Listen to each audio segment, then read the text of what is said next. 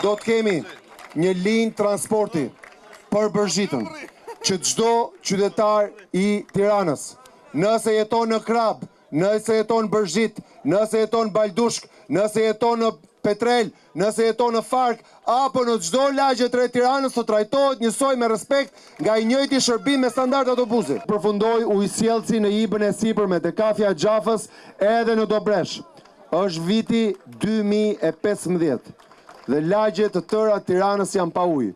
Çfarë bëri ky kryetari i komunës? Përveç se vodhi për vete, pse nuk i solli ujë komunës? Për gjithë ata që banojnë në Pashkashesh edhe në Klojk, e din që rruga është një skandal i vërtet. Ne nuk mund të kemi zona të izoluara, ku nuk shkon dot shërbimi, ku nuk shkon dot ambulanca, ku nuk shkon dot zjarr fikse, ku nuk shkon dot dikush në shkollë ose në punë. Ndaj me votën e 21 qershorit ne do të përfundojmë rrugën Pashkashesh Klojk, që këto dy fshatrat mos kenë më problem lidhjen dhe komunikimin.